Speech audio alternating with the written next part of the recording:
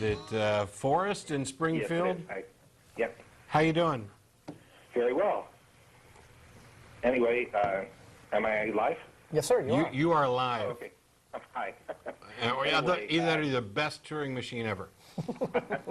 I wanted to, first, before anything, I want to ask you if you could just touch bases during this program on the Board of Education, Texas Board of Education, and how that's going with the evolution in the schools or whatever.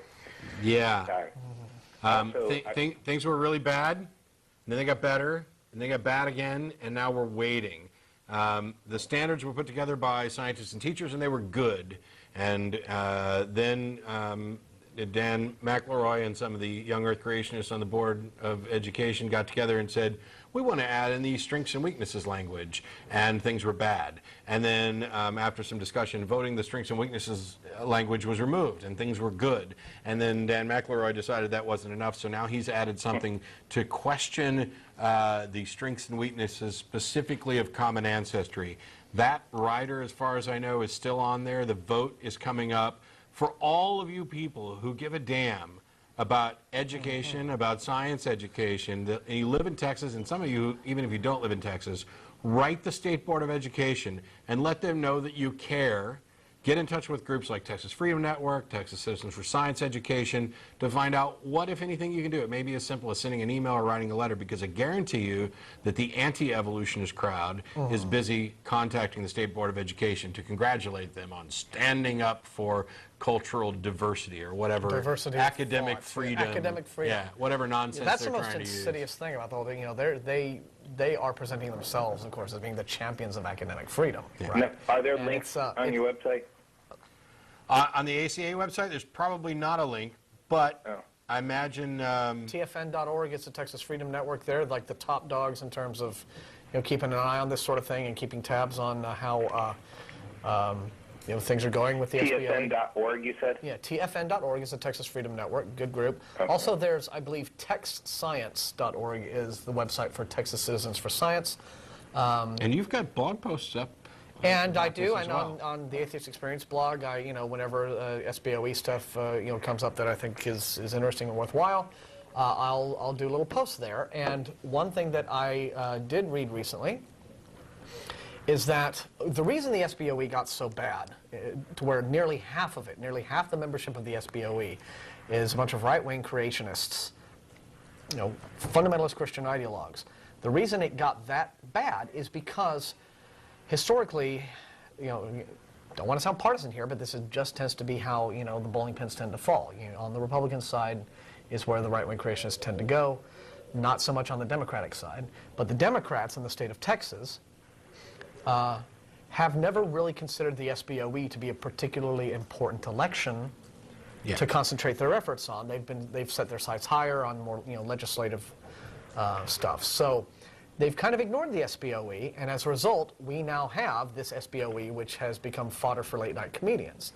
It is really a laughingstock and very shameful. And so one thing that I have read recently is that there appear to be some folks who are about to announce that they're going to challenge, when it comes re-election time, some of the real right-wing stalwarts, like Cynthia Dunbar, who wrote this editorial for the Christian Worldview Network, their website, basically saying that Obama was in league with terrorists, which caused such a furor that even these people who will post anything, there is no limit to the crazy that they will, you know, post on their website. Even they took it down, saying that harms our credibility.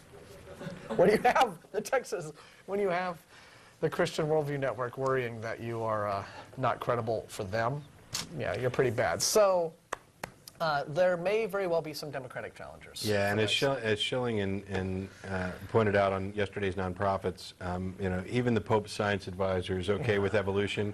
And when you find that your views are more backwards than the Vatican's, maybe you ought to rethink a little bit. Well, I'd like to go on a little bit, if I could. Yeah, please. The subject you were talking about before, I'm a firm believer in that the minds of children have been brainwashed through not only indoctrination but by assimilation. And I'm so thankful for people like Richard Dawkins and Christopher Hitchens, who finally We have people out there. We finally have scientists. I mean, besides Eugenie Scott, which for the past 10 years has been pretty vocal, but now we have some major scientists out there fighting for us. And then we have the internet, which I don't know if you're familiar with Aaron Ra, who is just amazing, and also Thunderfoot. And then we have children, or not children, but people in their young 20s from other countries, all helping to educate people who hook up to the internet. Yep. And what an incredible thing. We also, I really feel that we need to begin to start holding ministers accountable and priests, and not even give them any sort of credibility whatsoever. I mean, these people are liars, they're charlatans, they're false teachers, they're false preachers, everything that the New Testament tells you to beware of, and they're out there. I've personally spoken to about 30, because I make it a mission of mine to go out there and find what is in the minds of these ministers. Yeah. And I really have yet to find one. The problem is proving it. Oh, if you go and you speak to them about what the tenets of Jesus was supposed to be, such as being truthful and honest, then you get to the core of them. I have one-on-ones with these ministers, and I'll tell you, the vast majority of them do not take the Bible literally, but they don't think that the people can handle it. Oh, and frankly, I'm fed up with that, and I'm angry about that, and I'm angry that I was misled as a child by these people. And so I think that I'd like to call on atheists to, the next time you see a minister, ask them if you can talk to them for an hour. Let them know that we're beginning to get really angry. It is out of control. We don't live in the Bronze Age anymore, yet we're forcing children to think like Bronze Age people in this world of high science and technology. And thankful that we have the internet, and thankful we have people from other countries. Peace. Yeah. Thanks. Thanks for your call. Good call, Forrest. Appreciate it. Yeah, I think he's got a good point, but I think that, the thing to do is hold the anger in check, right? And just engage, challenge them on an intellectual level. We talked about this a little bit at the pub crawl. I had a conversation with some people who were like, oh, I don't like Dawkins too much because he's a little too forceful. Have any of you ever seen Gordon Ramsay? The guy's an ass. On Kitchen Nightmares, the F word, everything else. He is demanding, precise, meticulous, but you love him.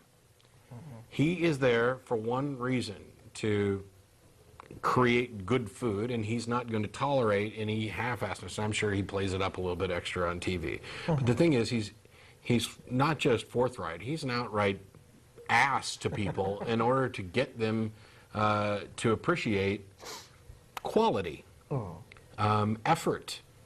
And while Dawkins doesn't come anywhere near that, I appreciate the fact that there are people out there that are willing to do that.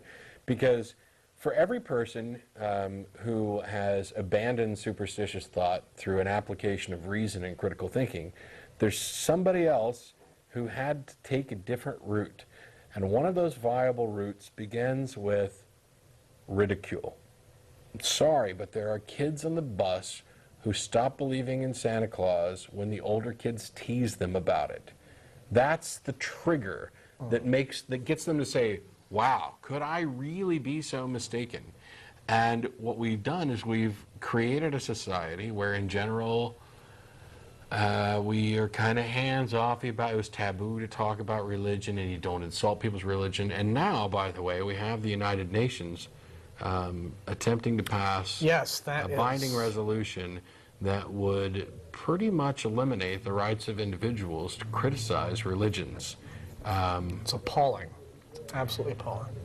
If that passes as a binding resolution, not that it really has any teeth, and we talked about this on nonprofits, so I'm not going to go in great detail.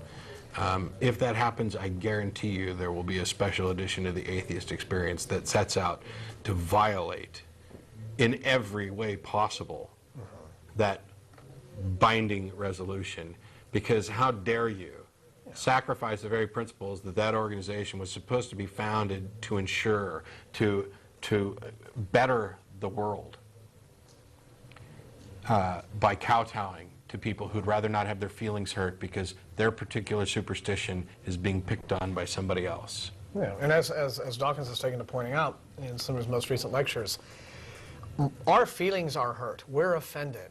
They're pretty much down to that now. That's kind of all they've got, more or less. And if this binding resolution passes, I will personally write the president and tell him, I think the United States now needs to withdraw from the United Nations. We're only posturing by being in the United Nations in the first place, Yeah, I'd it's say. sort of, I'd say this, if anything can get me on the conservative side of the, not like in the UN, it's something like this. Well, we've This is just disregarded beyond. UN stuff whenever it Yeah. suited us anyway. But this is just, well, it's pure violation of, I think, one of our most precious basic freedoms, which is speech, thought, the ability to engage others with different points of view.